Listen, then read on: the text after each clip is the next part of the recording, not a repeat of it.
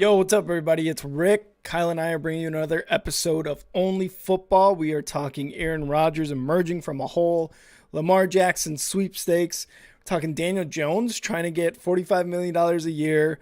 We're also talking Eric Bieniemy to Washington, Bobby Wagner being released, and Vance Joseph goes back to Denver. Let's get it.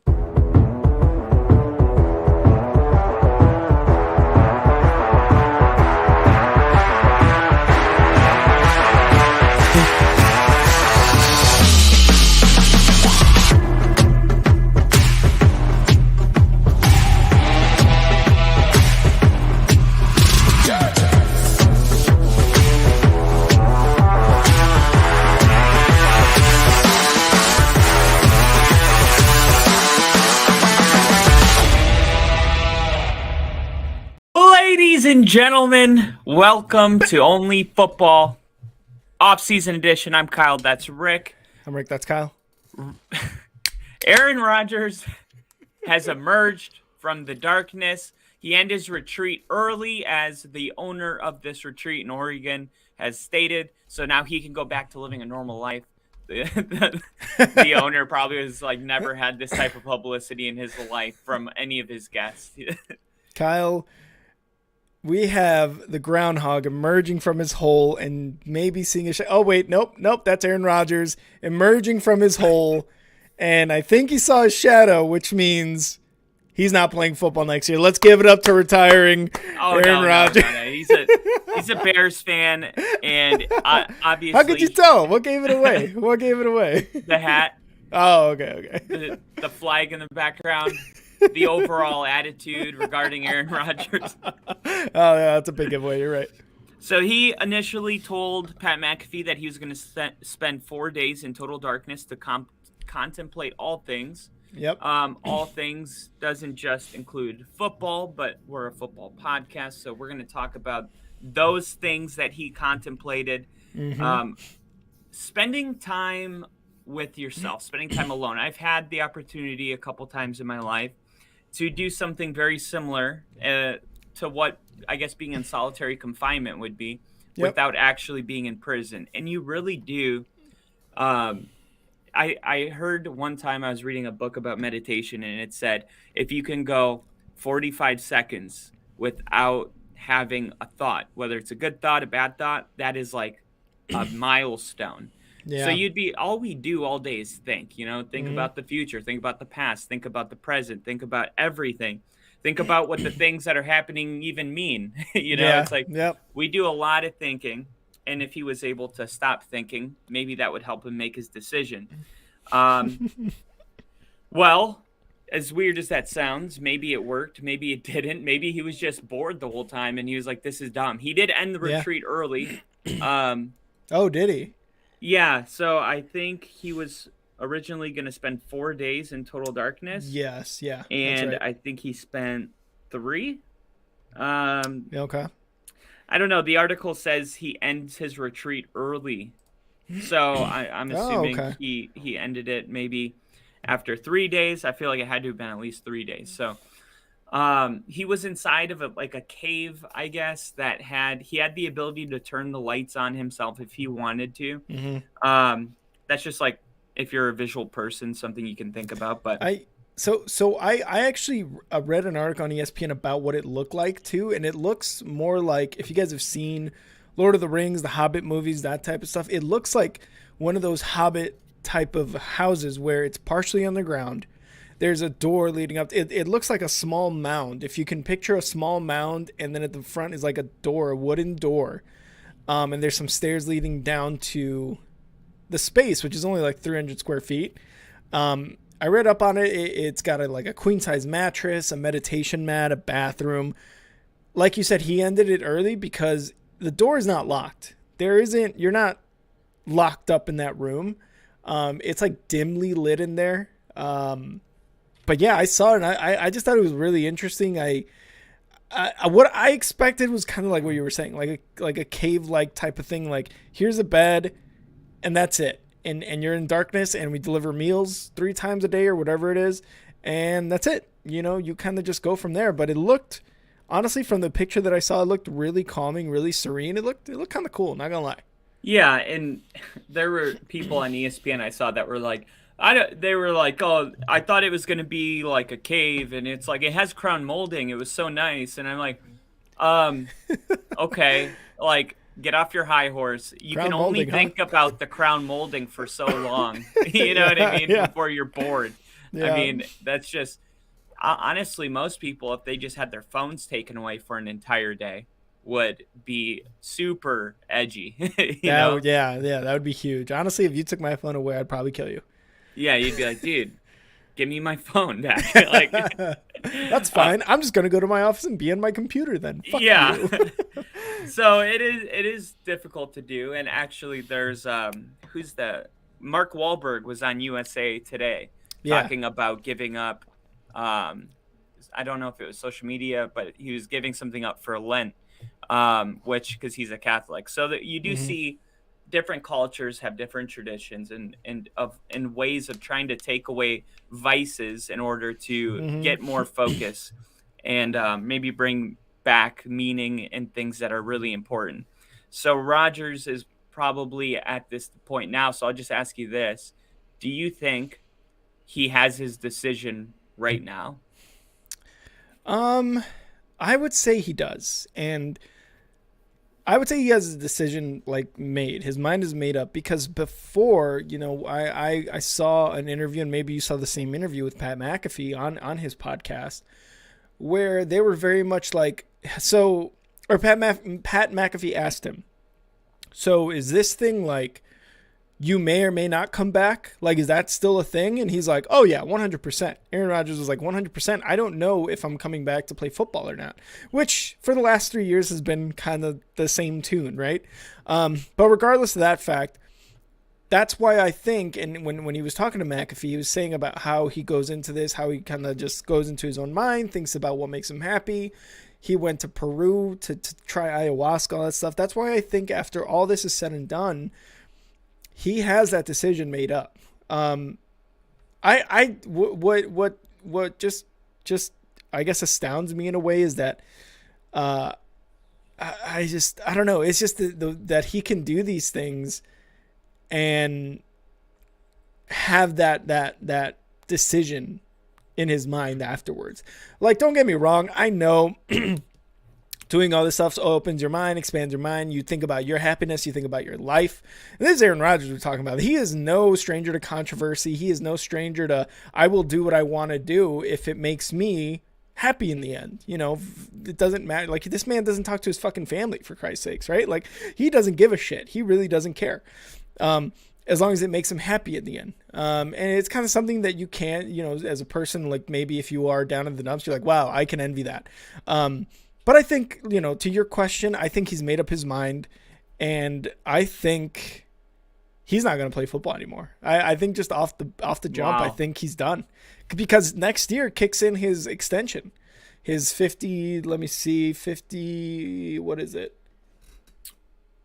The amount 50, of yeah, 100. $59.5 million kicks in next year if he plays next year for the Packers. So in a sense, the Packers haven't paid him a dime from his extension, but it all does depend on whether or not he plays for them next year. Yeah, and I think when you think about money, I mean that. Stop it.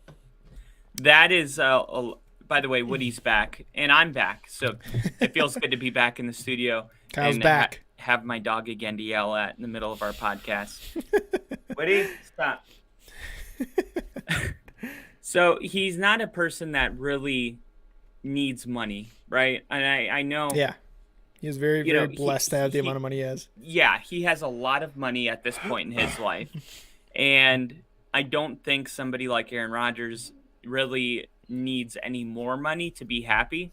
Even when you see him like at his press conferences, it's like, t-shirt Hmm. and no jewelry, just kind of maybe like a ring on that was like from a special rock or something. Like he doesn't really like have a lot of flashy things, it seems like, Yeah. from or at least what he lets the public see of him.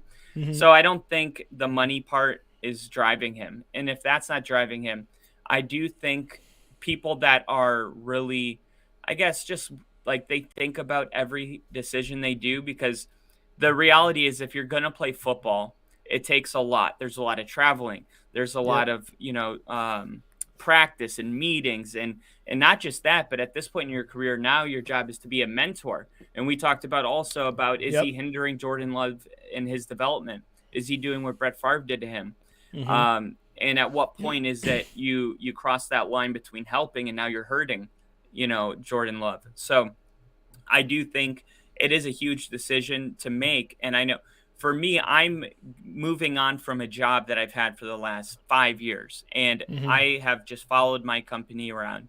And eventually, my time is going to be up and I'm going to move on. And I'm Mm-hmm. looking at places to move. And my family always asks me, like, you know where you're going, don't you? You're going to Denver. And I'm Yeah. like, no, I don't. And they're like, how do you not know?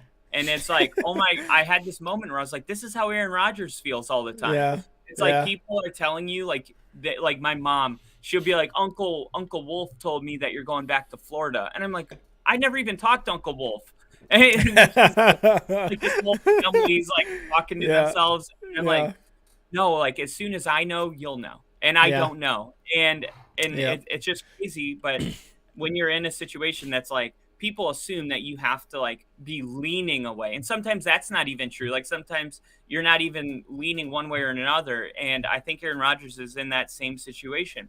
Yeah. So when people like, I asked you, what do you think? I'm not sure. Like I feel like it could just be as true that he's retiring as he's coming back to play. He could say, I'm gonna go play for another team. And I really feel like I have no way to, I feel like I'd be making a guess no matter what I decided, like throwing a dart, just Yeah. wherever it lands, like I'll just take that opinion. But I really don't know. And I think whatever the decision is going to be, it's going to be the right decision because of how much effort he puts into these decisions. So if Yeah. he thinks I don't have, 100% to give to my team anymore, Mm-hmm. I think he'll make the right decision and not play. If he's like, I can run it back and I can play at a high level and I want to win one more trophy, Super Bowl maybe, then I think he makes the right decision that way. I don't think there's a scenario where he makes the wrong decision. So I'm just kind of giving this a little bit of time, but it's not really fun as a talk, podcast sports show to be like, yeah, we don't know. But sometimes, Yeah. Yeah. sometimes it's the truth. And I Yeah. think with Aaron Rodgers, I think there's not a bigger wild card, that comes to True. mind when it comes to these types of decisions. But it does affect a lot of other dominoes, and everyone waits for this one to fall. And that's Mm-hmm. what happened to Denver last year. So it's Mm-hmm. like, for instance, the New York Jets are a hot name that have discussed having Aaron Rodgers on their team, as well as the Las Vegas Raiders. Yep. And what do you do if you're the Las Vegas Raiders and Lamar Jackson, and we'll talk about that later, Mm-hmm. has contract and they can't come to terms on something, and Mark Davis, the owner, says, hey, let's give him like 2 first-round picks and pay him what he wants and bring in Lamar Jackson. But Yeah. then they're like, well, How can what anyone turn about, that down? yeah, but then they're like, what about Aaron Rodgers? What if we get him for 2 years because that we prefer Aaron Rodgers? So Yeah. now it stalls that Yep. organization, and then Lamar Jackson ends up getting traded for Justin Fields, and it's like, Whoa, okay. whoa, whoa, whoa, whoa! I'm just kidding. Real, So- no, I definitely get where you're coming from. And real quick before we move on, let's acknowledge the chat real quick. Liam, our trivia leader, what's up? How's it What up, going? Liam? We've got Jinja in the chat. Jinja, cheers, Jinja. brother. Good to have you. James Rufert. James, how's it going? Thanks for joining What's the up, stream. James? Cheers. He said he'll be a good backup. And then Tyler, also in the chat. Cheers, Tyler. He said, I doubt Rodgers has his decision made because I don't think he's talked to the Packers front office about it. He's going to have more conversations with the Packers about the direction they are going. And it's almost to your point, like you said, Kyle. There are other dominoes or other things that you need that are waiting on his decision almost in a way, right? And Yeah, all the way. yeah, just like Tyler said, what about the direction that they're going? And you listed all these options: the Jets, the Vegas, the Raiders, right? The Vegas Raiders. Will Lamar Jackson be in the mix? Like all these things. Like what is Aaron Rodgers doing? What will Lamar Jackson do? Like these are big dominoes that need to fall in order for the entire picture to look clearer. So, like you said, like it's not. I personally think that he's done. And you listed all the things, that you need to commit to a football season: traveling, playing the game. 39 years old, playing the game at 39. I mean, Brady was. It seems to be 1 in a million what Brady did. But all these things you have to commit to: the hitting, the play calling, maybe the decisions aren't the ones you want to necessarily take part in. Coaching wise. But that's why I think he's done. I don't know. Do you look at this and are leaning one way or the other with what he has possibly made a decision on? Yeah, so I was just looking at this. So, okay. So at the age Aaron Rodgers is right now, which I believe his birthday is in December, he would if he were Tom Brady, all right, Tom Brady at Aaron Rodgers' age now, just was it they just lost the Super Bowl to the Eagles? the Eagles. So, Okay. I mean, that seems like so long ago that the Patriots were in the Super Bowl against the Yeah. Eagles. Yeah.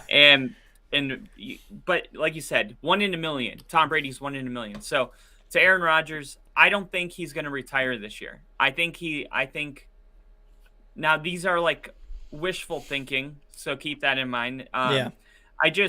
The way it has been, like Peyton Manning retired, okay, and then Drew Brees retired, and then like Ben Roethlisberger's retirement, and then Tom Brady retired, and it just feels like Aaron Rodgers is kind of the last one, and I don't want to see him retire at the same year as Tom Brady. Like I feel like if he retired this year, I don't know. I would like to see he representing an older generation of quarterbacks all by himself for a year. And I don't know if he is done. I mean, you look at the way he plays. I saw countless times that he's handing the ball off and then the running back cuts back and now he's the lead blocker and he's running downfield and he gets like lit up by a linebacker. Yeah. Yeah. And to me, it's like that's not something that you see from a person that's retiring. The way Tom Brady looked in his last game that we saw against the Cowboys, that to me looked like a guy that was at the end of his lifespan in the NFL. And the way Peyton Manning looked in that Super Bowl looked like a guy that was past his shelf life. And but we have seen people retire and you assume they had more left in the tank. I think of Drew Brees. Like, was Drew Brees really done, or did he just decide he wanted to spend more time with his family and move on to the next chapter? Drew Brees was done. His arm was absolutely done. He was like Peyton Manning in his last year. Yeah, dude. He couldn't throw more than like 30 yards. I don't remember that. Yeah, no, it was pretty bad. Fact check it. Fact check it. No, yeah, I kind of feel bad now because we talked about that era of quarterback. Like, that's it, we're done, we're moving on, and I forgot Aaron Rodgers. At least I did. So I feel bad. And as a Bears fan, I can still look to Aaron Rodgers and be like, he was part of that era. He was more on the he wasn't necessarily that era, part of that really era, because he came in like 5, 6, 7 years later in the league. But the impact he had during that era was it's unmistakable. He made an impact during that era with Tom Brady, Peyton Manning, Drew Brees, Ben Roethlisberger, all these guys.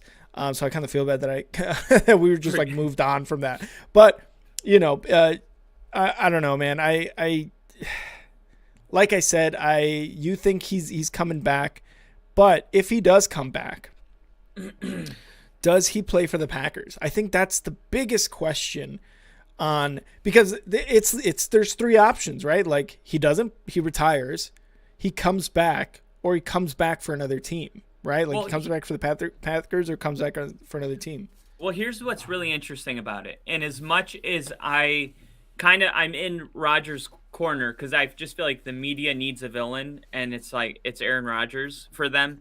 Because they make fun of the ayahuasca, they made fun of the darkroom thing. Colin Cowherd was like, this hipster from California. And I'm like, could you imagine talking about like Lamar Jackson being like this thug from Compton? You know what I mean? Everyone would lose their mind, but it's okay to make fun of him when you don't understand that it's a spiritual thing he's doing. Yeah. So to me, it's just like, I understand a lot of, the media just needing a villain. But one thing I kind of do wonder about Aaron Rodgers is if you were going to go year to year, why'd you sign a 3-year deal? So last year, Yeah, when yeah, you were deciding, okay, what's it going to be?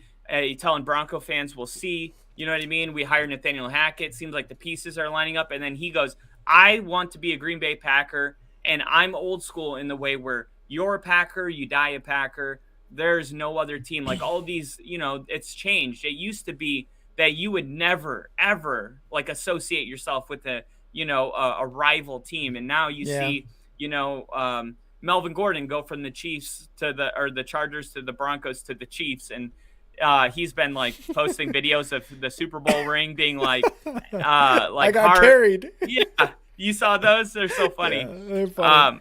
He's really owning it. He's taking the Eminem approach. If you make fun of yourself, other people can't, and it's working for him really well. But Brett Favre, when he became a Viking, it was like, what is going on? Like Packer fans were booing Brett Favre running onto Lambeau, which is just something you never would have thought you would see.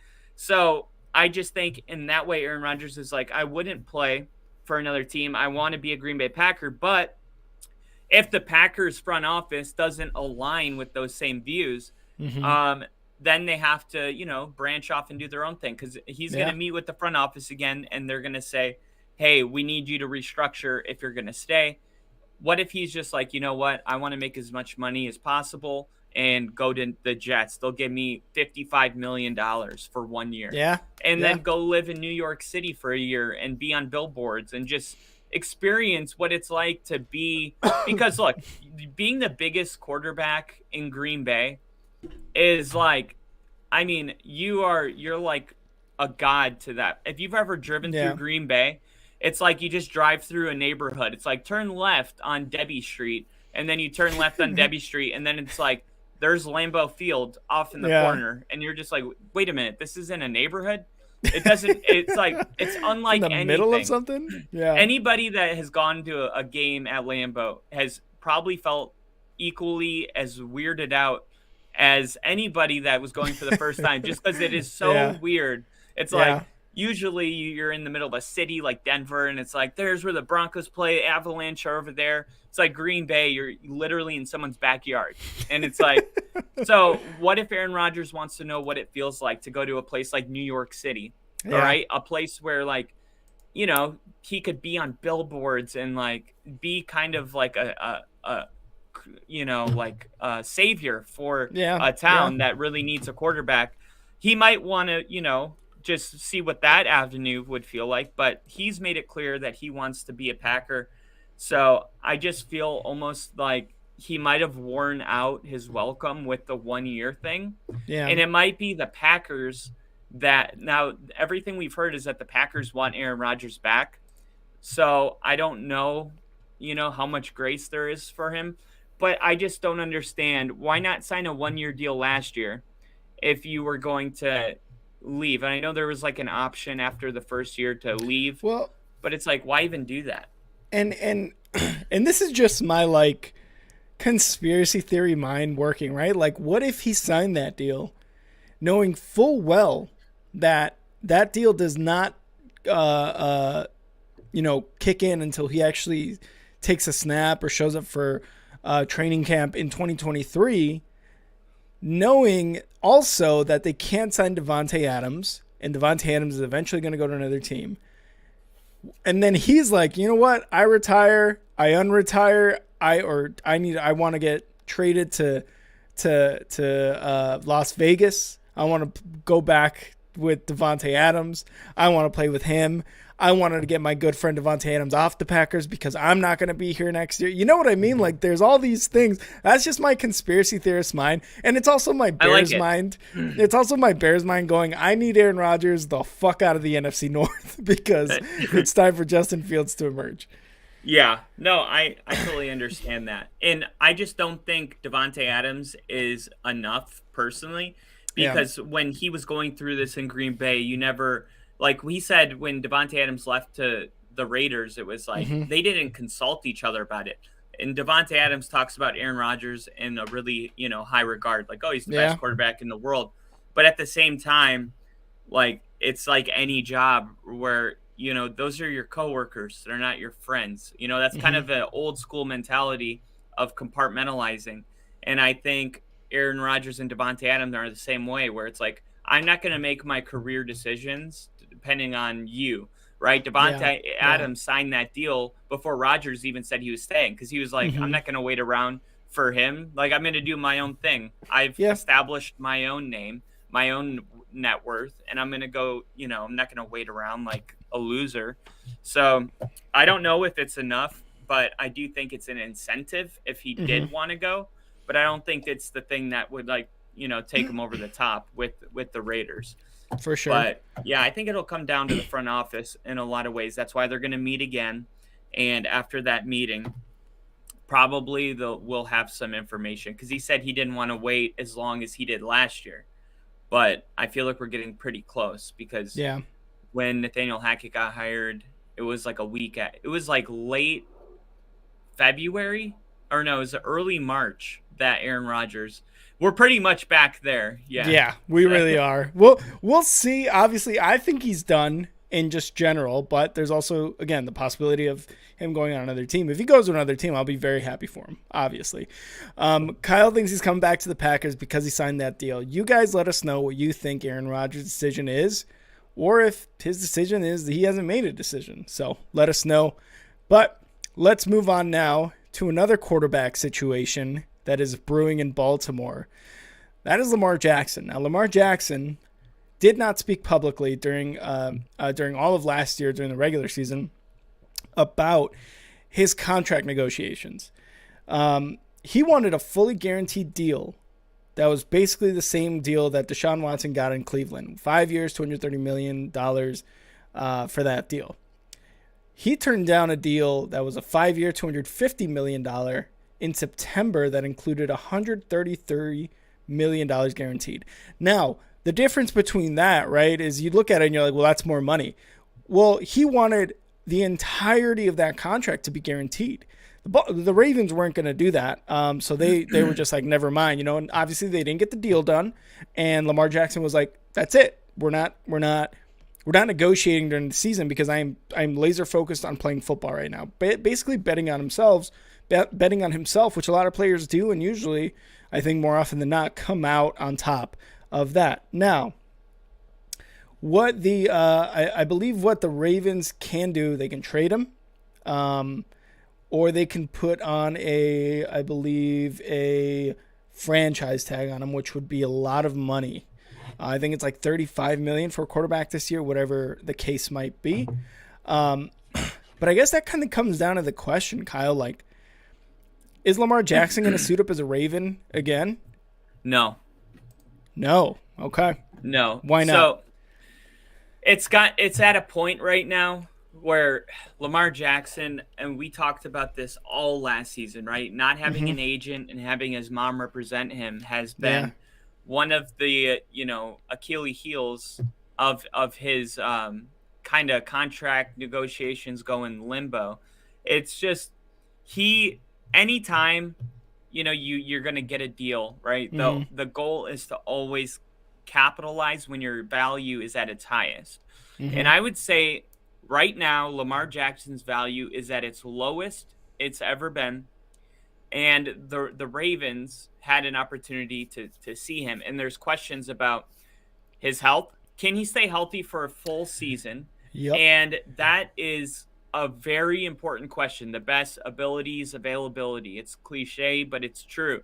And if you've ever had a quarterback that is hurt all the time, you probably know what that feels like. Jimmy Garoppolo never could, play a full season. Just ankle, this, that, little things like that. If you've ever had an amazing defensive player that is just a stud when he's on the field, but it's like he's not always on the field. I think like Joey Bosa gets hurt a lot, kind of. TJ Watt, JJ Watt, like you can go down the line. Yeah. You go down the line, and now we're talking though. We're not talking about an edge rusher that's getting $25 million a year. We're talking about a quarterback that's asking for like over $200 million in guarantees. Guaranteed completely.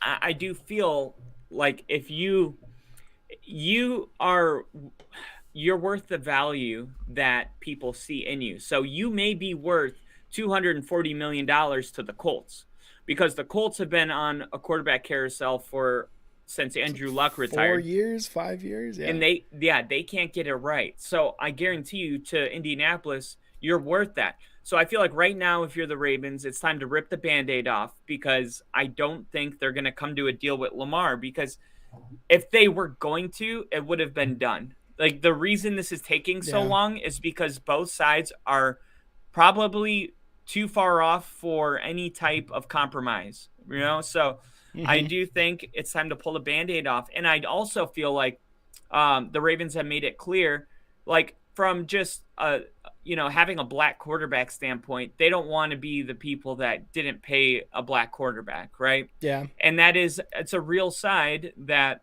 the Ravens have talked about, but you also have to make sure when you pay somebody, you're paying the right guy. It has to be like they can't just pay him to pay him if they don't think he can play a full entire season. Like this is a guy Hmm. that is really good, won an MVP, but he also has only been to one playoff game and had the worst playoff performance Next, of like any player in like a decade. yeah, like him and Kyler Murray are like bottom two at like their playoff games. They're bad. And I'm glad you brought that up because that's the other thing that makes it tricky. The Cardinals paid Kyler Murray $240 million of guarantees. Kyler Murray was not also worth $240 million, but he was to Arizona. And Yeah. it's okay to say you may be worth this to somebody else, but to me, I the Ravens don't spend $240 million on quarterbacks that can't place, a full Yeah. season. Yeah. We just don't do that here. But maybe Indianapolis does. Maybe Hmm. some other teams that may be looking for a franchise quarterback are. And I just think Lamar Jackson is. Here's the real question though: do you think other teams would pay him what he's looking for? Because I do think maybe the Colts would, and there's also been talks about maybe trading for Justin Fields and Yeah. then getting that first round pick as well. Yeah. Um, or no, they would have to pay the first round pick. I forgot. There's like a lot of different things, and I actually wanted to get your opinion on some of the Justin Fields stuff because there was For even sure. talks about Justin Fields getting traded to the Colts for a first round pick, and then the because you guys got Justin Fields at what 16th overall, No, it was actually 11th overall, 11th or 12th, something like that. It was a Giants pick. I remember that much but in the you could 2019 draft they or could make an 2020. argument that Justin Fields, as well as he's been playing, some people feel like he doesn't have the ceiling that Bryce Young has. People are Yeah. really high in Bryce Young. So it's like if Bryce Young goes on to have an 18-year career and being, a Hall of Famer, maybe now is a time where Justin Fields' value is at an all-time high. And this is the gamble of being in the NFL is deciding Yep. Yep. what a player is worth at this time and what he will be worth moving forward into the future. Hmm. Lamar Jackson, unfortunately, his value is at an all-time low. Probably no, it's probably lower like when he was drafted in the second round. But Yeah. um, In terms of playing wise, yes, this is the lowest it's been. yeah, and now the question is, and I don't know if sitting out the playoff game helped him at all. I think it hurt him. Yeah. I Yeah. think they True. could have maybe even won that game against the Bengals, Yeah. had Lamar been on the field.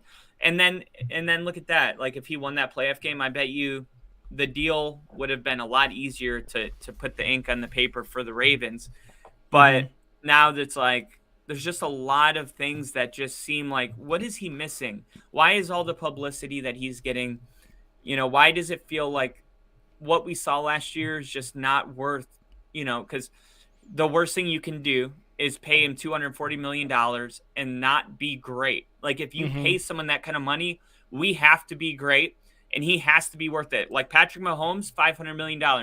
So we did it our last episode. All of their receivers and all of their running backs are being paid the same amount as Tyreek Hill. Tyreek. Yeah. Okay, so And they won a Tyreek Hill Super Bowl. and they won the Super Bowl. That's like six players getting paid what one player's getting. So the Dolphins can do that because they're not paying Tua.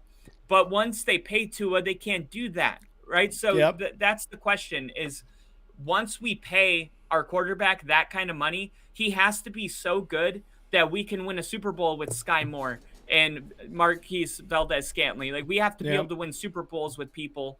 And is Lamar Jackson good enough to win Super Bowls? Because we've always said the Ravens don't have wide receivers. The Ravens don't have wide receivers. They're They not don't. helping Yeah. him. Yeah. Well, the Chiefs didn't have receivers either. I mean, Mm-hmm. they just made these guys good. That's what great quarterbacks Yeah. do. They don't need like a bunch of good receivers. So that's also concerning because you're going to be in a position where you can't pay for guys like Hopkins and stuff once you bring him in. And Mm-hmm. if you bring him in and you're not winning, you don't even have the salary cap now to go out and get guys in free agency. And now you just have an overpaid quarterback that you can't even get out of the deal without getting like, I don't know, 70 dead cap money. This is what Broncos are in with Russell Wilson. I Yeah. know it's like you just have to stick with him and Mm-hmm. you don't have any money to get new people. So you have to You have to draft just well. wait it out at that point. Yeah. And Yeah. it's just, I understand why the Ravens at this point wouldn't want to make him the highest paid quarterback in the NFL. But do you see that side of it? Or do you think the No. Ravens should have paid him? I think if they would have paid him like 2 years ago, it would have been a lot cleaner for everybody. Well, The yeah. the contract would have been better because Kyler Murray didn't get 240 million guaranteed, which raised the bar. And the bar keeps going up, but Lamar Jackson's value is going down. So there's this big, Yeah. gap between them that continues to grow as quarterbacks get paid more money and Lamar Jackson performs, Terribly. lower every year. Yeah. I wouldn't say I, terribly. I, you make a lot of great points in that, and Jinja actually like agrees with you. The Colts should trade our pick and next year's first to go all out for Lamar, then lock him up. We spend money on linebackers and a shit O line, so why not a good QB? That's a great idea, and like you said, he's worth that much to the Colts, who, like you said, who have had garbage quarterbacks the last 4 years.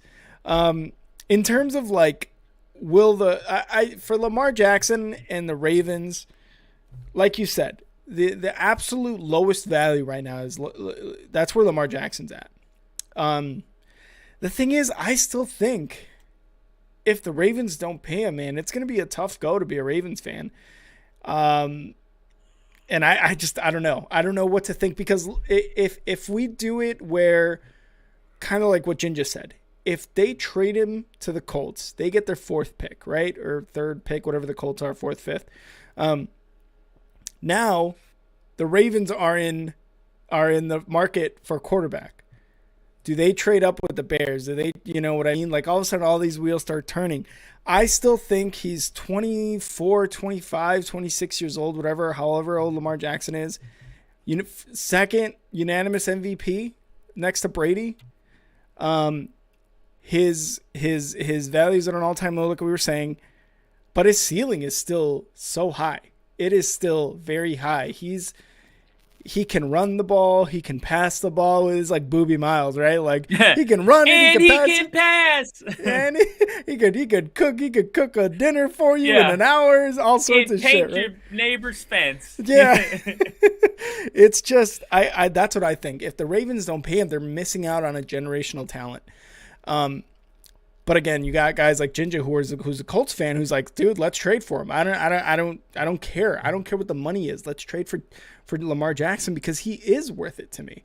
There's and then Sorry, go I was ahead. gonna say there's a poll right now. If you're the Ravens, would you give Lamar Jackson Deshaun Watson's contract, 5 years, 230, fully guaranteed? 39% of the people said yes. 61 said no. Wow. But there's only been 271 votes. So Okay, so we'll wait until that gets into the thousands, because when you look at it too, if it's 5 years, 230, and you look at what Mahomes just got, you kind of are looking at what Josh Allen will get. You're kind of wondering what Joe Burrow's going to get. I think that's relatively cheap for a former MVP quarterback. I think that's relatively cheap for what did Mahomes get? 500 million for 10 years? That's basically That's a good still deal. more than yeah, that's still more than half of what or sorry, that's less than half years and money that you have to pay Lamar. Yeah, he's the fifth. He has the fifth best contract Yeah. of I I quarterbacks. I just I think if you're the Ravens, I think it's kind of dumb not to pay him. The guaranteed money obviously is like that thing where it's like, okay, dude, we're gonna give you basically half of Mahomes' contract, but we were only gonna guarantee you 133, which was more than Kyler and which was more than Wilson. Yeah, Technically, if we're talking guaranteed money, it was more than that. I think they're gonna miss out. As far as like the Justin Fields stuff, like I really hope they don't trade for Lamar. I want Justin Fields in Chicago forever and ever and ever and ever. I think also I what about like 4 years, 160 million? Well, the because the problem is that's what Dak Prescott makes, and I would rather have Lamar Jackson than Dak Prescott. Yeah, Any day of the week. So it's just it's I think they will miss out if Lamar Jackson goes somewhere else. He's going to be good somewhere else. And you look at their ability to score 40 points, and then when he got injured in the Broncos game, they didn't score more than like 12 points in like 5 straight games, and it was like, wow, yeah, he really is like the entire offense for the Ravens. So it makes you wonder, like, hmm what I don't know. I'm a little torn. Like, part of me is like his value is low right now, but I also feel like he might be the heart and soul of the Ravens. Like when yeah, when he's gone, yeah, if you thought Tyler Humphrey, which I did last season, I thought he could come in and do what Lamar Jackson does because of how well he played in 2020. And then that just wasn't true. That wasn't the case hmm because he came in and couldn't score a lot of points. But that's why I feel like they just have to like have this conversation. Are you paying me or not? Here's my number. It's written down on paper. Yes or no. And if it's no, can you tell me about it? Because I want to, go sign with the Colts. I want to go yeah, sign with somebody else. And the yep, fact that they haven't done that, it's just weird that he's negotiating all by himself and has no agent. You know what I mean? Because an agent yeah. is it's like going to court with no lawyer. It's like even if you didn't do anything wrong, you're going to get, all the wrong side of the verdicts because you didn't have a lawyer. And that's one of the like you said it yourself. He does not have an agent. He is negotiating with himself or his mom is whatever the case Yeah. may be now. That's just a shitty thing to do with your employer, man. It works for people like us who were like, hey, I can't afford an agent. You'd never work with agents. Then that makes sense. When we're talking about millions of dollars, years, performance, a moneymaker like the NFL, you need a fucking agent. And real quick before we go on, Bill is in the chat. Bill, cheers. He said he's just finished work and he's cracking his first White Claw. Love to hear Hell yeah. it. So that's huge for Lamar, man. It's rough to be in his position. Um, I just again I think if the Ravens and actually Ginger makes a good point. If you know your quarterback is injury prone, you need a decent backup, not a Huntley, right? I Yeah. think you I pay thought Huntley him. was decent. He is, but like I don't think he's a game manager. He's more like, hey, we're gonna do Lamar's offense with you instead of like, all right, here are the basic routes to get you to get this game and to keep this game where we're at, right? Yeah. Like whether it be a win or like keep it close at least. Like, hey, this drive is to go get a field goal. If you can do this, we get points on the board, and that's all we need you to do. Um, I think at the end of the day, you have to pay Lamar if you're the Ravens. Yeah, because here's also what you don't want to happen. He goes to the Colts, and let's say which as long as you have John Harbaugh, you're always going to be, competitive. I don't think Yeah. the Yep. Ravens would roll over. It would be like it wouldn't even be as bad as I think the Saints when they lost Drew Brees. Like I think the Ravens Yeah. will still find a way to win because of how good of a coach John Harbaugh is. But at the same time, now you have to see the Colts in the AFC Championship game. It's like Yeah. it may be not so much about them wanting Lamar Jackson, but Mm-hmm. not wanting Lamar Jackson to get in the way of them on the Yes. way to a Super Bowl. Yes. So that's Exactly. another reason to sign him. Because not only do you miss out on like if he balls out and he's like this better star, you have to see that guy in the same conference in Yeah. what you were expecting to be a playoff game. Like you said, if you see Lamar Jackson, a quarterback that you had in the palm of your hand, and you just let go, and then now he's beating you in an AFC divisional round or a wild card round or something like that, then you're just like double fucked.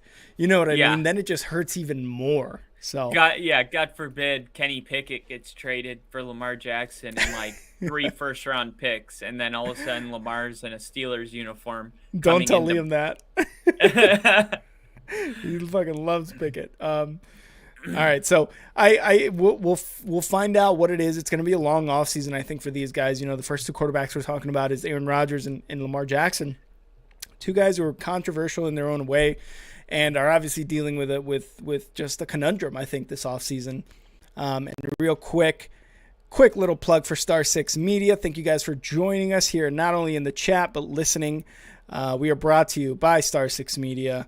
So go listen to all of our podcasts. Go check out all of our live streams, all of the videos that we put up here at Only Football.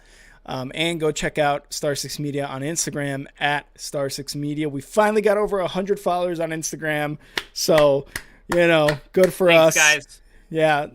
Again, part of being following us on Instagram is getting to see our schedule on there for all the shows. We're going to be coming up with a new one here soon. So stay tuned for that. Let's move on. Yeah. Sorry, go ahead. One last thing. Roquan Smith was the highest paid middle linebacker in the league, and he didn't have an agent. That's right. And the Ravens just paid him. The Ravens are just like, yeah, we're going to give you no, I think it was $100 million for 5 years. Yeah, he was the highest paid middle linebacker. Yeah. And it was like over a 5-year period, like $20 million. So that's really confusing too, right? Like why not pay Lamar? Yeah, there's a lot of it that doesn't make sense, but also it may be that Lamar has just in the beginning it was like a little friction, no big deal, but it may have gotten to a point where even if they do pay him, there's always going to be, it's like, somebody cheats on you and you decide, hey, I still want to be with you, but there's always a little bit of resentment that you can't get over. Yeah. It's like if the Ravens, would they be able to let bygones be bygones at this point, or have they crossed into? I think that moment that Roquan Smith signed that, it may have crossed into, this unrepairable, zone here that Lamar might be in, and it just might be time to go somewhere else. But I do think Lamar Jackson is a Raven. Like I can't see him in any other uniform. Me neither. Even though he hasn't been there for a long time, it just seems feels weird right. that he would. Yeah, it feels right. Yeah, it feels right. All right, let's move on to the third quarterback. Someone that Bill is actually going to be excited we're talking about. Daniel Jones. Danny Jones. Is he a $45 million QB, Kyle? Because when he switched over to agencies, he went from CAA to Athletes First Agency. And that move has reportedly precipitated him seeking a deal worth as much as $45 million per year. Now, Bill just said, I've got my own problems here. I think $190 million for 5 years gets it done. Kyle, is Daniel Jones a $45 million quarterback? No, he's not. One season. It's one season that he did really well. One season. I think there was something like he threw, I don't know if it's 320 or 230, threw over that many yards like only twice, and also came in with like all these restrictions, like they didn't trust him to make big throws because they didn't want him to turn the ball over. And then towards the end of the season, they're like, hey, let's just let it rip and see what there is there. Maybe there's some potential there. And then they did like what they saw. And I understand Daniel Jones trying to, get a contract done when his value's at his highest. That's what an agent should be doing. But at the same time, just because they're doing all the right things at the right time doesn't mean it makes any sense to the people that are in the organization. So I think it makes sense what he's doing. And as far as negotiating, this is hopefully not a realistic thing, but this is just one of those times where you put out a number so high that a compromise still feels like an overpay. Yeah, I was gonna say that it's you're overachieving on the number, and you land at a number where you're just like, I didn't expect to get that. Fuck yeah, Yeah. sign that. So yeah, I don't. I think Daniel Jones is, if he, let's say he plays next season like he played in the playoffs against the Vikings, but he kind of maintains that throughout the whole season. I think then he could ask maybe for that kind of money. If he had, every game he's thrown 3 touchdown passes, he's a threat running the ball, he made really good reads. That Vikings game, he looked like a franchise quarterback. And I said, okay, the Giants have themselves a franchise quarterback, but also having a young quarterback also puts you in a Super Bowl window, because now you can pay pieces and DeAndre Hopkins and Odell Beckham, and you can start doing things. Well, if he asks for $45 million a year, it kind of defeats the whole purpose of having a window, and that's just the truth. I mean, Joe Burrow, they were able to bring so much talent in because all of their players that are really good you can think of are in rookie contracts. Jamar Chase, T. Higgins, Joe Burrow. Joe Burrow himself, yeah. It's so I don't know what his initial contract was. It was probably for 4 years, and I think this will be his 5th year, because I think they declined his 2-year option or something like that. So they declined it so that at the end of the season, if he sucked, they could back out.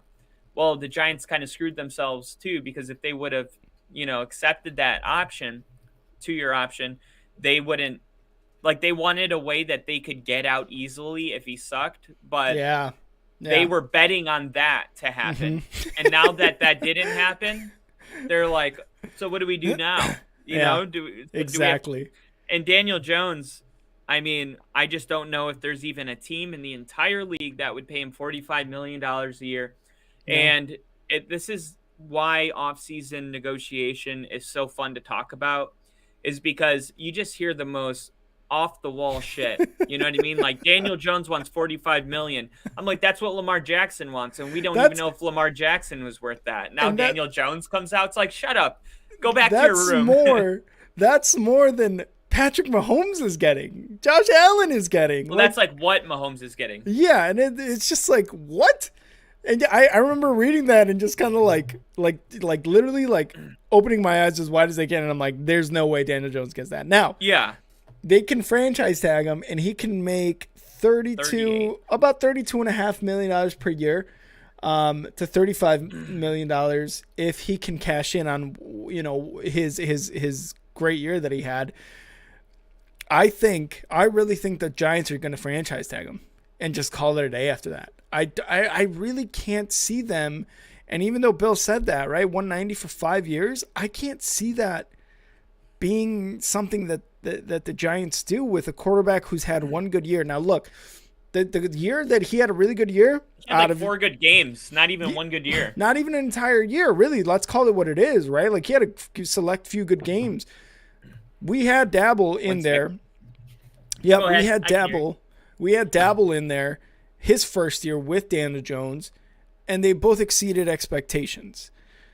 So can you look at that and really just be like, let's have him as our long-term answer when also you're also looking at a Saquon contract that you also have to be able to pay Saquon, because let's be honest, Saquon's the best offensive threat you got. A lot of people after that injury thought Saquon's done. Saquon, like, it's over. Like, Saquon is not going to be the same running back anymore. Now you have to pay Saquon. Do you pay Saquon or do you pay Daniel Jones? Can you pay both? And if you pay both, what are you looking at a contract? Are you looking at $190 million like Bill's saying? And what are you paying Saquon? Do you pay a running back anymore? Like, nobody pays running backs anymore, right? Like, yeah. So what? Me and Bill talked about that last week. Yeah. So I don't know now. I think they franchise tag Daniel Jones, and I do think they sign Saquon. They're going to sign him for a ridiculous amount of money, I think, because again, we have to stick true to what we say, right? You don't pay running backs in this league anymore. You can just draft a guy, and he's the next up. That's how it goes.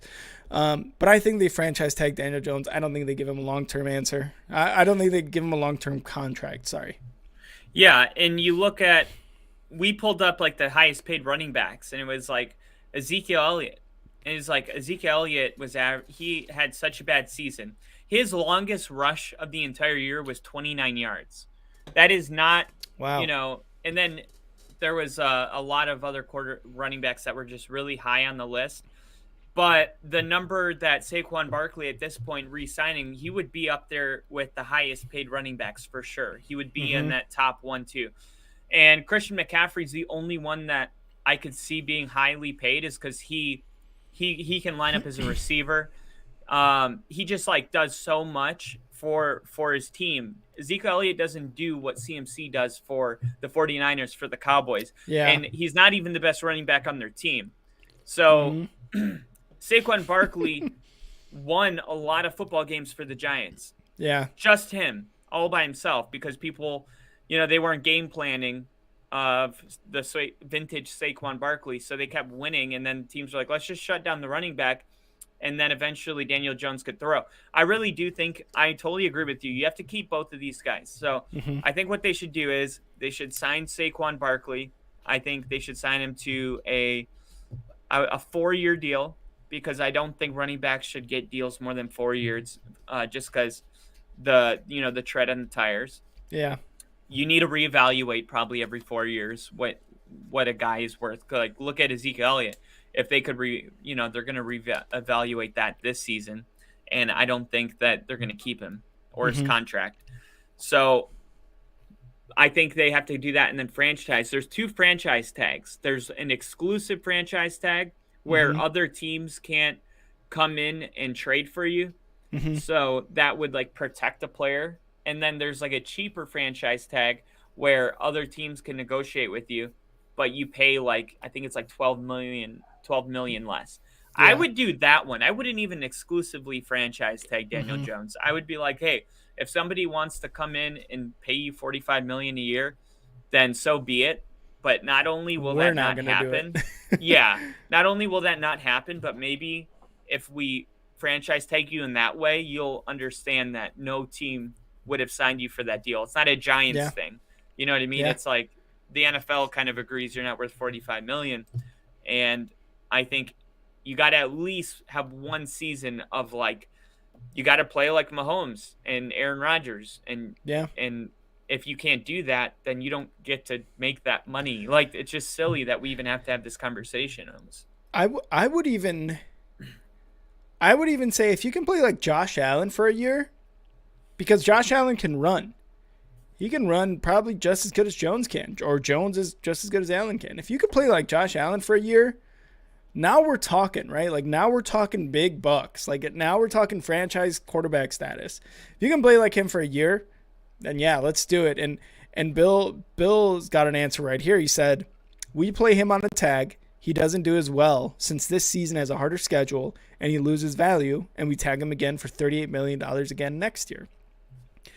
That's definitely an option, because like you said, not only are you going to franchise tag him and on the cheaper one to prove to him that, look, no team is going to want to trade for you, give you that extra $12 million and extend you as a franchise quarterback for $45 million. There's no way that happens. And they're trying to prove it to him. And he's also trying to prove that, hey, I deserve that $45 million a year. So I think the franchise tag, while it sucks because, you got to play for this team and you don't necessarily have a deal, you're kind of, why not bet on yourself? That's the best thing I think you can do in the NFL. You have all these people doing it. And like I said earlier, usually it works out on the player side. There are some times where it doesn't. And that's just because that player just kind of sucks at the end of it, But in Daniel Jones's case, if he, like I said, if he plays like Josh Allen, there's going to be teams coming for him for sure.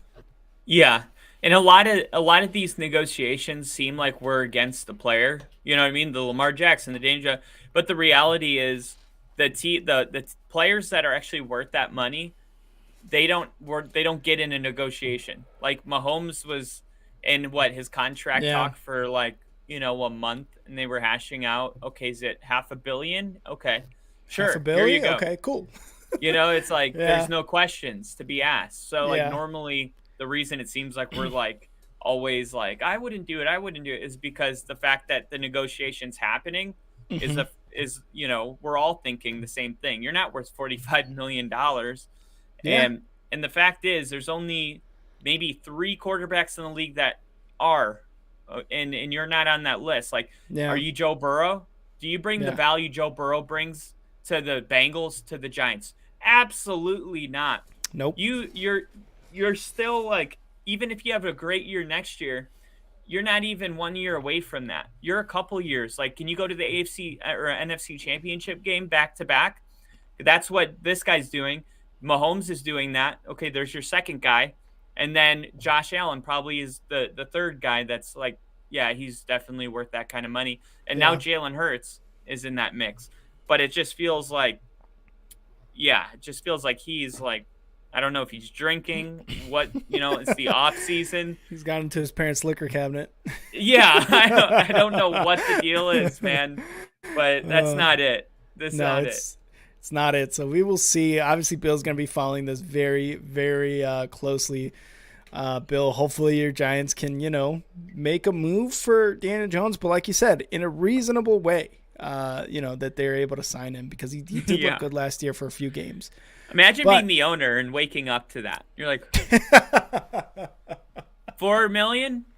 Four or and 5 million? No, 45. yeah, and like Kyle said, as fans, we're not necessarily like, don't pay this fucking guy. We want the players to get paid because owners make a ton more money from the NFL than the players do. We're not saying that. What we're saying is like the market.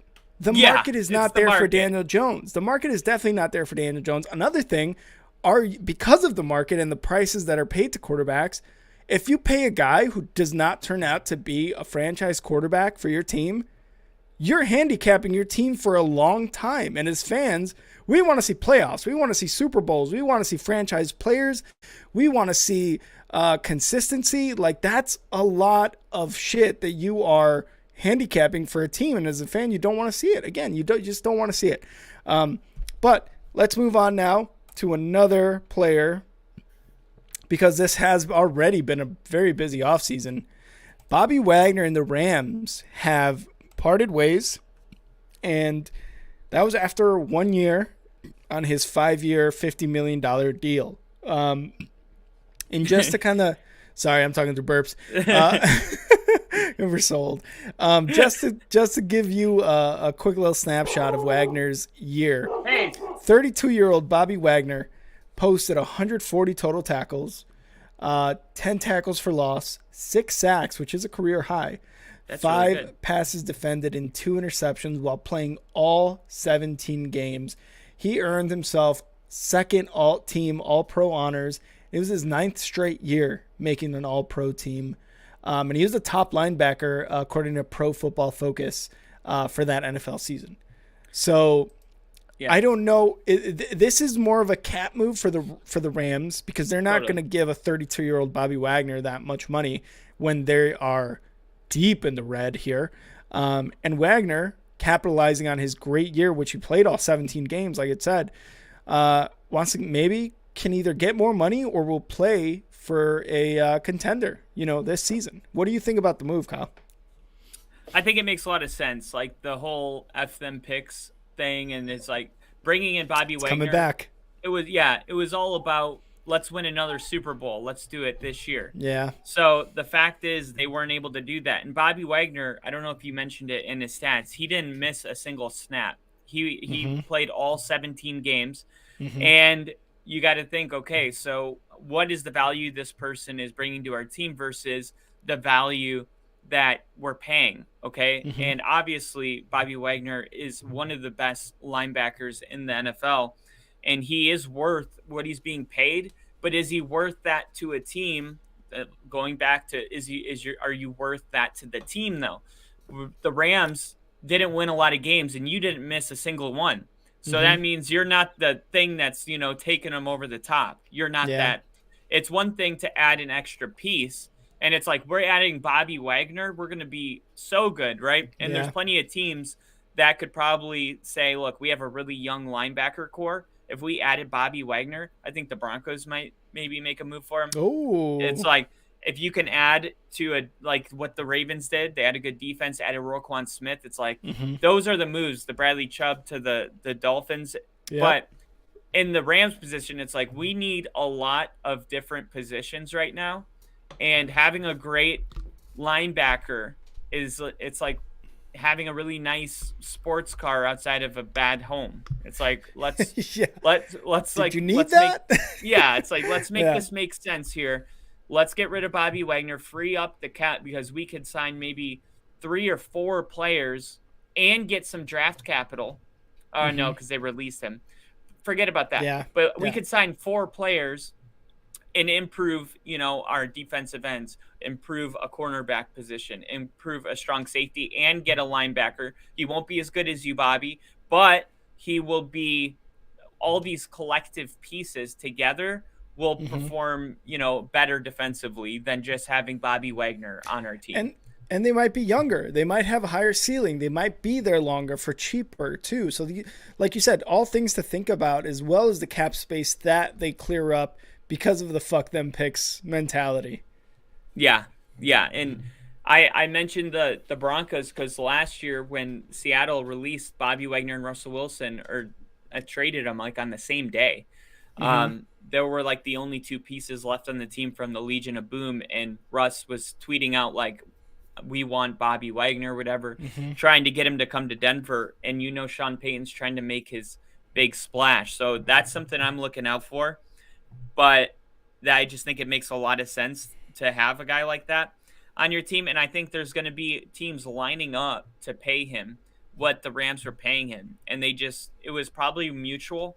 I know a Hmm. lot of teams keep going to LA and players are like, for whatever reason, they just don't like it.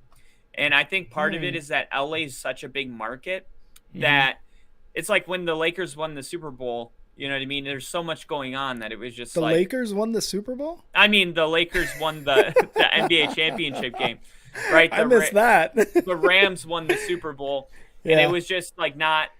It's not like a huge deal like it is like when the Chiefs win it, the whole town shuts down for the parade. Yeah. I'm sure they would have had a parade, but football is not the most important thing to LA. Von Yeah. Miller does only half a season in LA, and he's like, I'm not home. He makes specific comments Hmm. like, I don't feel like I'm at home here, because some of these guys like Bobby Wagner also playing for Seattle, they know what it's like to be, football is so important to, my town that I play for. Yes. Yes. And I think sometimes people just need to be in a town like that to feel like they're at home, Hmm. because that's what they grew up, on. Like, oh, in college, I was walking down the hallway and everybody was like, it was such a big deal. And then I got to LA and it was like, hey, there's a lot of adults doing a lot of different things. There's tech space. There's just so many different worlds. And, I can go to the grocery store and I don't, see people wearing my jersey and stuff like that, Yeah. Yeah. and it's a, It's not the same. It just doesn't hit the same. No.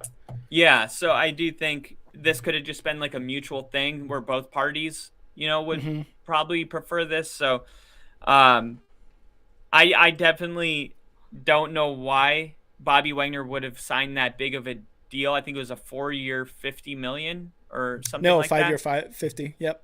5-year 50 if there was going to be a release at the end of 1 year. That lets me to believe a little bit that this Bobby had something to say too about, his contract and staying in LA. And I think it was mostly too, or and maybe it was like what you said in the beginning. Let's go out and try to win another championship. Right? They still have a lot of players from that core team when they won the Super Bowl. So Bobby Wagner is like, this is probably one of my better chances to win another Super Bowl. Obviously, it didn't go that way, but he was able to show that I am still a very valuable linebacker, and I will go to a team where I can be valuable. Like you said, if a team picks up Bobby Wagner, like a championship ready team is ready to pick up Bobby Wagner, that's just another piece added to a already like ready to win team, right? So that might be the reason. And also it was I don't know, man. I just, again, the fuck them picks theory, it's just come back to bite him in the ass. I know when we first started this show, I was very much about it. Like, I will absolutely take a win, a Super Bowl win once every decade if it means I get to see. And in a small way, I still believe that, but you're in hell. You're in football Yeah. hell for a long time, right? So Yeah. maybe there's a reason why franchises don't go this way. So, where do you think? Who could you see? What team could you see picking up Bobby Wagner? Um, and real quick, we talk about Bobby Wagner being like the best linebacker in the Yeah. NFL, and you saw his deal 5-year 50. So that Mm-hmm. just shows you like how much money 240 million is for 5 years. You know what I mean? Yeah. Yeah.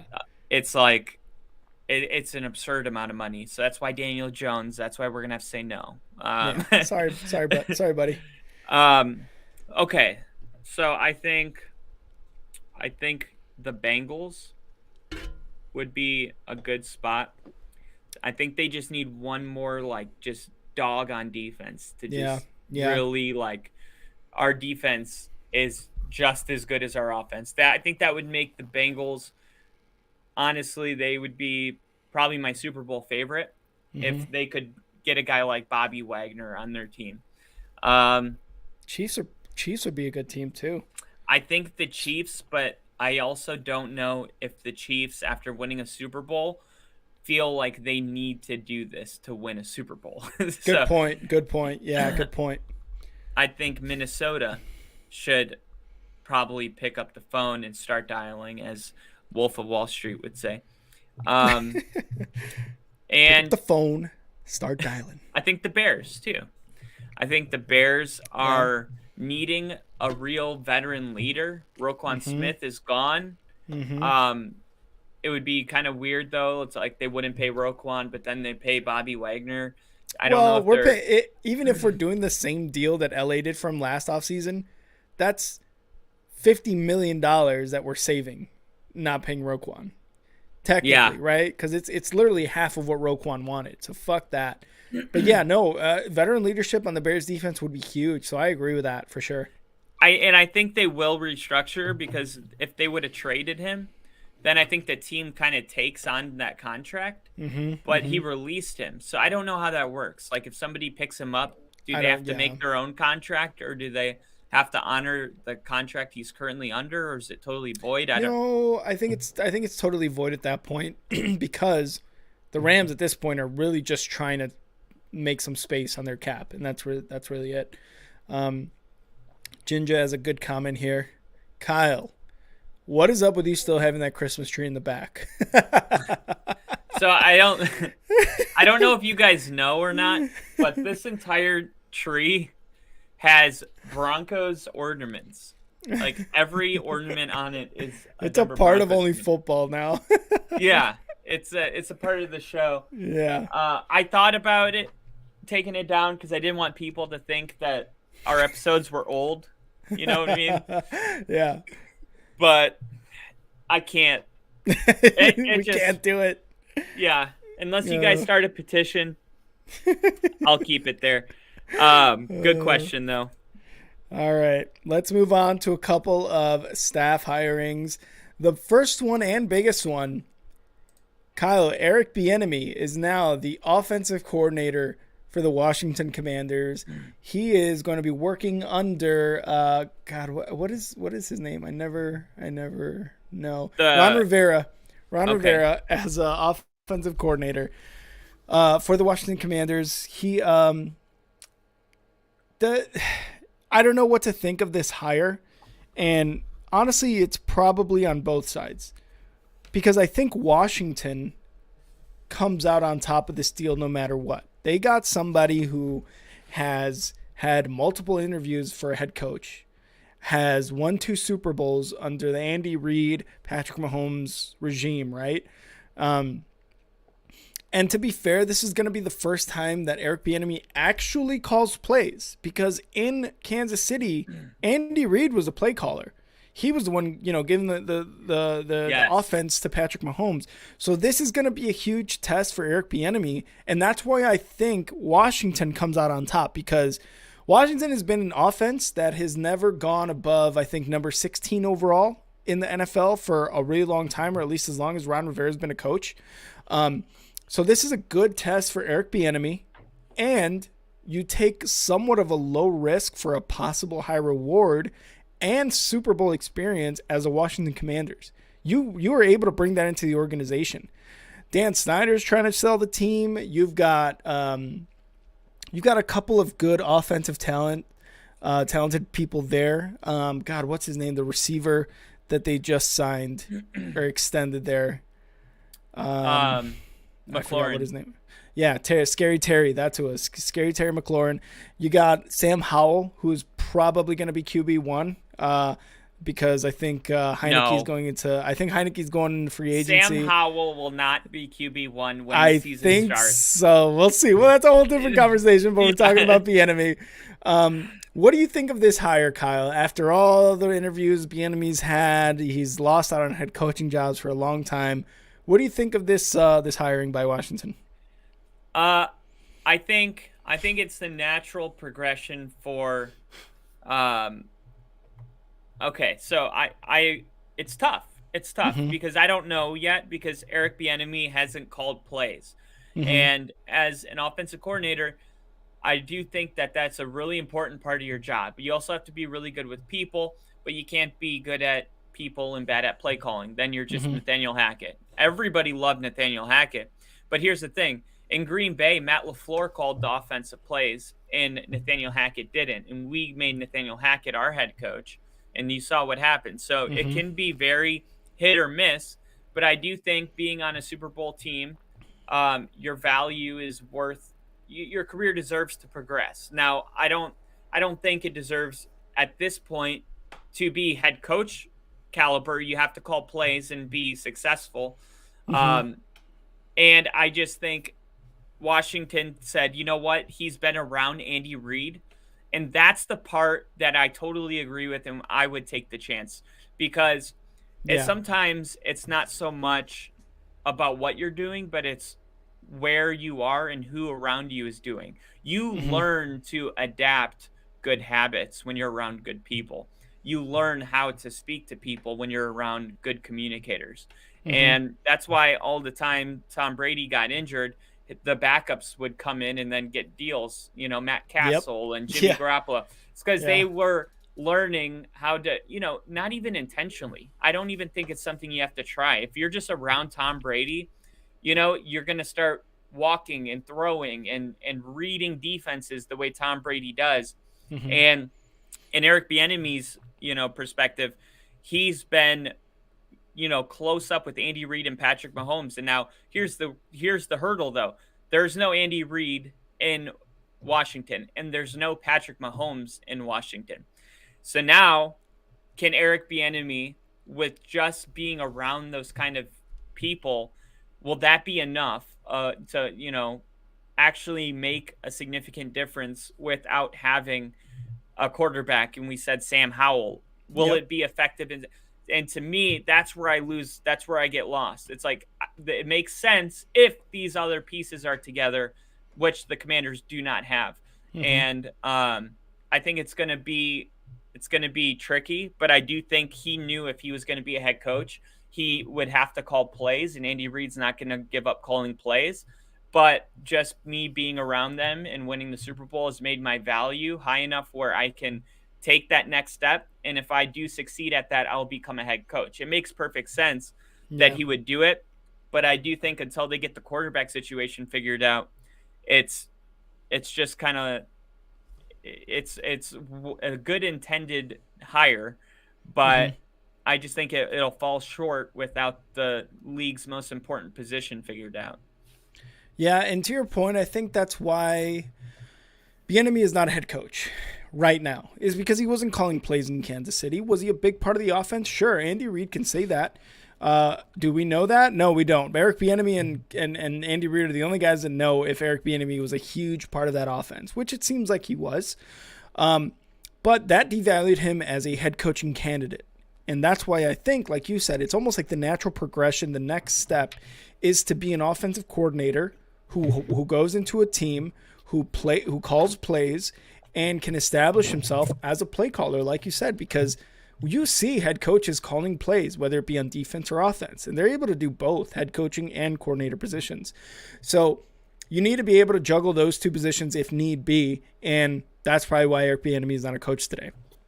Now, like I said, I think Washington gets the better of this deal because they are kind of taking somewhat of a small risk for a possible big reward. And one other thing, as we have Kenny Miller, cheers, Kenny, thanks for joining What's up, the stream. He's saying Rivera for one more year. Now, that brings up a question for me, is if Rivera is working as a head coach this season, the entire season, maybe they don't have a great year, but the offense is doing really well under Bieniemy. Does Bieniemy take the head coaching job? Is this a possibility? Is this like a small stepping stone for Bieniemy in a sense where it's like Rivera does not seem to want to coach the Commanders anymore, but if somehow Bieniemy can prove himself as an offensive coordinator, he'll get the head coaching position when Rivera eventually exits or gets fired. Yeah, I think anytime you have an organization that keeps head coaches for a really long time, Jacksonville was known for it until Urban Meyer.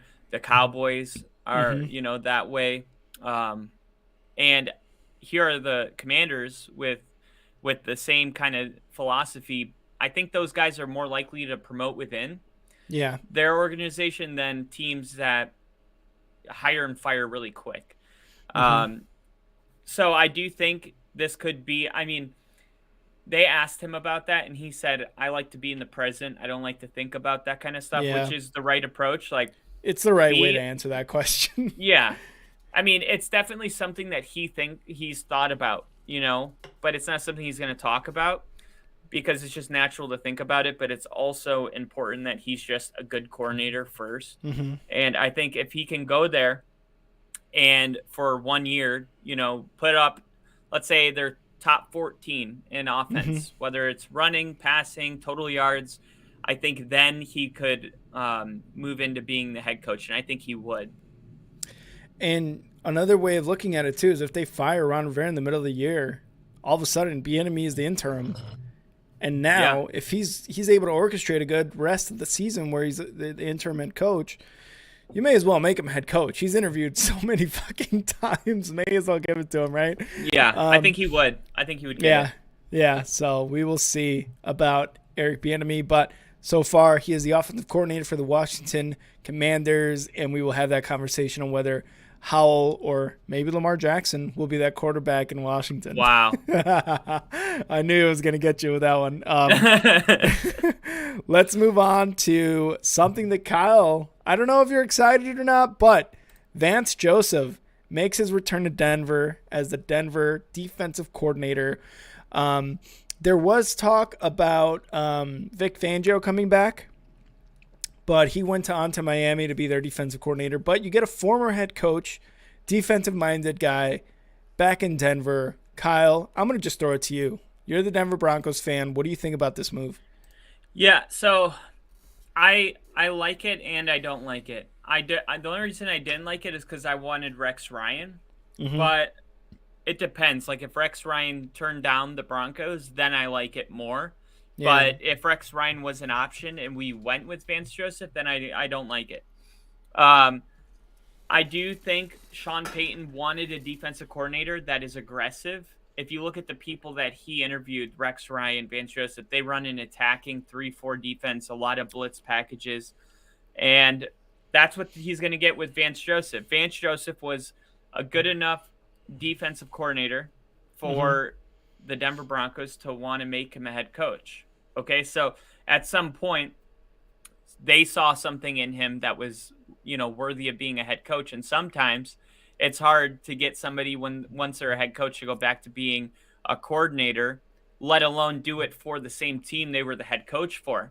Yeah. So that tells me that there's really two reasons that Vance took this job. And he also interviewed with Philly for their defensive coordinator spot. So he had an option to go to Philly, and he wanted to, I don't know if Philly offered him a contract, but the fact that they interviewed him, there was interest there. In the Broncos, I think they just thought, look, Vance Joseph, will you be interested in taking this job? And the reason he said yeah was because, number one, the Broncos have a really good defense, right? That's really important. Yeah. Like Arizona, he didn't have much to work with over there. Like it was, I mean, you have Patrick Surtain, who might be the best cornerback in the league, but he's definitely top three. And then you have Justin Simmons, who will be the leader, who already played for Vance Joseph as a head coach. And there's just a lot to love as far as personnel goes. And then Sean Payton, I don't think he takes this job unless he is in absolute love with Sean Payton. Yeah. And I think that he just really trusts Sean Payton. And I think we should too as a fan base. So I like it just because it is a big name, especially around Denver.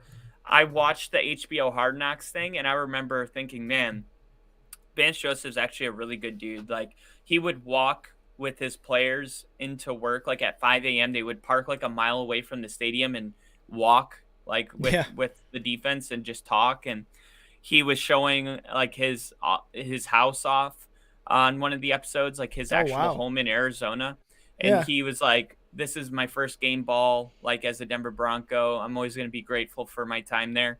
Like, so I watched that episode. And I was like, wow, it's like, it's just nice cool to see. Yeah. And I could tell like his family and his wife was there, and she was like, oh yeah, we love, Denver. And it was like it didn't end nasty, it didn't end in someone being fired, which it did, but they handled it really well.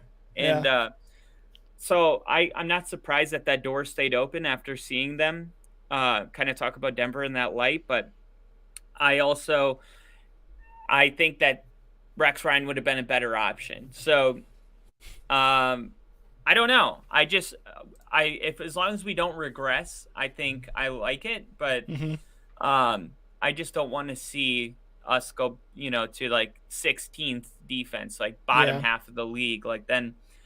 But Sean Payton, you know what I mean? Like, he's making the decisions right now. He's putting his staff together. He interviewed people that have been out of, in retirement for 10 years. He interviewed, Vic Fangio. And I just have to believe that Sean Payton knows what he's doing. He knows what he's looking for. And he pulled the trigger here because Vance Joseph was the best fit for where Sean Payton's trying to take the Broncos. And as a fan, I just have to, smile and wave, just smile and wave, boys. Smile and wave. Yeah.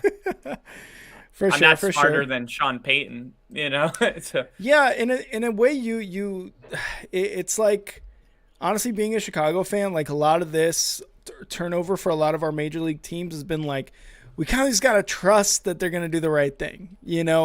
First 2-3 years with Sean Payton, with an owner that is a 100 billionaire, what are they worth? Like $400 billion or something like that? 67 billion. Something. Yeah. Something ridiculous. Like you've got a great owner who's willing to spend money. You've got a head coach who's proven, and now you've got a quarterback that needs to prove it and has had a successful career, but maybe he had a bad 1 year.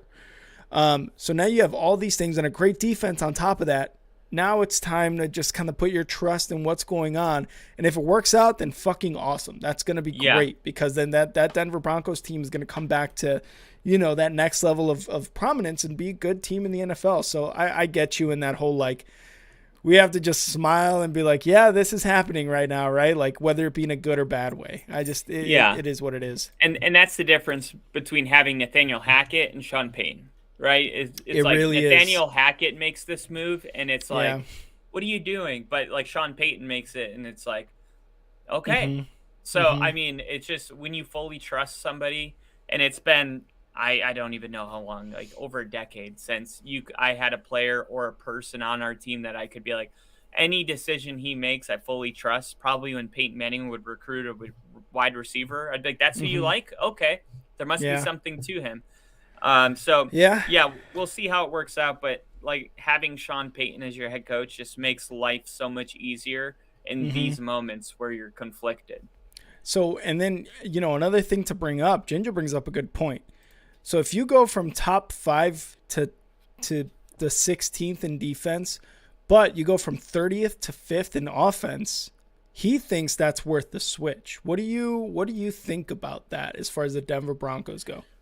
Well, yeah, because that's a big jump on offense. It would be worth it, but I don't think Sean Payton being in charge of the offense has anything to do with the defense. So I think if we come up to number 5 offense, like that's an awesome thing, but our defense, if it regresses to a bottom half of the league, then I feel like that there has to be a firing, because just because, you're excelling on one side of the football doesn't give the other side of the football a longer leash and more grace. You have to play that type of defense like they played last year, whether Russell Wilson is the worst quarterback in the league or the best. That's the standard. So as a fan, it's like if I had to make a decision, I guess I would pick 16-5 versus 32-2, just because we would be more balanced. But and if I'm an actual GM of the team, like, I would be like, that is, there's no exception to be made because another side of the ball is improving. Like, you are still held to the standard. You should want to be the best defense, no matter how many touchdowns. And that's the problem I have with KC. Is that they struggle so much on defense, but their offense is so good, and you can win like that. But I also don't think it's a good recipe. And I saw a Super Bowl, with the Seahawks and the Broncos, best offense in the league versus best defense in the league, and we got annihilated. If anything, I would rather have a 16th offense and a number 2 defense. Okay, that's interesting. Me personally, I would lean more towards a better offensive team. But I wouldn't want to be, I would want to at least be top 10 to 12 in defense. If I have a top 5 offense, top 3 offense. And that's just me, and that's just because I'm a Bears fan, and I think and I hope for unrealistic things that will never happen. Well, we also have just like too much talent on the defense to be 16. Yeah, you guys, and like I said, I think during our Groundhog episode, I was like, I don't think Denver will be as good on their defense, but I don't think they're gonna take such a step back where it's like, wow, what happened to the defense? It's more gonna be like a gradual, like I said, what were you guys letting up? 14 or 20 points per game? I was like, okay, well, maybe you guys will let up 21 and a half points per game, and maybe like 10 more yards, 15 more yards overall on offense. Something like that. Something where it's not ridiculous, where it's just like you said, we need to make a firing right now because the step back is ridiculous. I still think Denver is going to be a very, very, very good defense next year. Yeah, and I think being more aggressive comes with risks, and that means coming with more turnovers on the defensive side of the ball and also more touchdowns on offense. So it's just like a give and take thing. Like, Sean Payton is like, hey, I want you to force a lot of turnovers, but by doing that, we're going to, Patrick Surtain is going to go against elite receivers one-on-one. There's no more zone. There's just going to be a lot more risks. So I think it's natural to see maybe points per game go down a little bit in a bad way, but I could also see interceptions and sacks go way up. So it's just like, pick your poison. Exactly. You really do pick your poison at one point or the other. It's tough to have a top 5 offense and defense. And I mean, at one point, what was it? The Chargers had that with Phillip Rivers, and they didn't even make the playoffs. So I don't know what that means, but it's tough to do that. Only the Chargers can do that. Only the Chargers could do that, though. Yeah. All right. Well, we're running a little over an hour and a half. We were going to talk XFL, but we're actually going to do that on our Monday episode. And just with that, I will say Mondays. Catch us on Mondays because, Kyle, what are we doing on Mondays? We're going to be doing A, OnlyFans feet, B, trivia, C, drinking beer out of an old shoe, or D, breaking flat screen TVs. I'm going to go with B, Kyle, trivia. You are right. The answer is B, trivia. And I think Liam got most of our trivia questions right. Some of you guys commented on the video and put in your trivia answers. We're going to add it to the leaderboard. Uh, Yep. Honesty and integrity. Can't Scout's honor. we assume Scout's honor. Scott's honor, yeah. That was gross. I really did that. You sick fuck. Yeah, so trivia is on Monday, and Yep. we're trusting you guys not to Google it. Yeah. We are going to be, like Kyle said, trivia on Mondays. It's going to be every Monday in the off season until the regular season begins again. And our Thursday episodes, like today, is going to be more news around the NFL oriented. So we hope to see you guys on Monday, because Monday is more of an interactive Kyle and I with you guys trivia, and then we do some Q&A on the back end. So it's going to be a very interactive type of episode here on Only Football on Mondays until the regular season starts up again. So we hope for max participation from everybody here. We usually started around the same time we started today, which was about 7 Central, 8 Eastern, 5 o'clock Pacific time.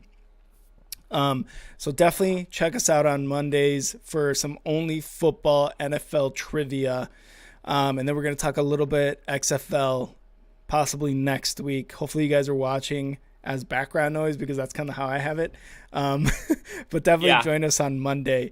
Other than that, Kyle, where can they find you on Twitter? You can find me. Oh, and next week we're going to start the episodic series. I just got back from all my traveling. Yeah, you're right. We're going to start it this week, but I literally just got back. And it's going to just be Only Football with Kyle. So definitely check that out too for football junkies that just need a little bit more before Thursday. I don't want you to withdraw. But you can find me at FTBL ONLY PODCAS. Only T. Football Only Podcast. Just sounds a little wrong. I can't get it. Kyle's never going to get it right. No, I got it wrong once, and now I do it every time. I don't know what the deal is. Ginger saying, I promise I'll be there for Trivia Monday. I missed last week and I'm pissed. Ginger, we hope to see you next Monday. You could follow me on Twitter at @AndNowRick to check out all my takes and very little Bears takes that I have, because I don't know what's going on. And you can check out the Star 6 Media Twitter at _Star 6 Media. And go follow the Star 6 Media Instagram. We just got over 100 followers, so we're very excited about that. We're going to be posting our schedule, posting Kyle's Only Football with Kyle episodes on Instagram and here on YouTube, exclusively to Instagram and YouTube, so go check that out every Wednesday when we do post it up. So that will be exciting for Instagram and here on YouTube. And yeah, other than that, listen to us on Spotify, Apple. If you missed the episodes, go watch us on YouTube. And like our channel, like our pics, our Instagram. Go follow us, share our stuff. We hope we can earn some likes and some shares and some follows from all you guys here on Only Football. Kyle, what do you got for the chives? What's the final word from Kyle? The chives from Kyle. That's what I'm going to call it. Chives from Kyle. Kyle, chives from Kyle. Go. The chives from Kyle is, I don't know if you guys saw about Brock Purdy, who postponed his UCL repair surgery. It was scheduled last week, but there's ongoing inflammation, and doctors don't feel that they can actually perform the surgery. A little unique to him, and some people are wondering if that's because he played during the game. But everybody that said Brock Purdy was backing out of a moment that was too big for him, I just want you to eat your words. Couldn't throw the ball. It was impossible for him. So if you're saying that, fuck you. Yeah, that's what I meant. Yeah. All right. Well, thank you to Tyler. Thank you to James. Thank you to Ginger for catching us after work. Liam, our trivia leader right now. Bill. We also had, oh my God, I'm forgetting his name, and he was right here. Kenny on here. Thank you all of you guys for being on the live stream with us, interacting with us, getting us your comments. We appreciate you. Just thank you guys for being on here. From me, thank you guys again, and we will see you guys on Monday. See ya! See ya!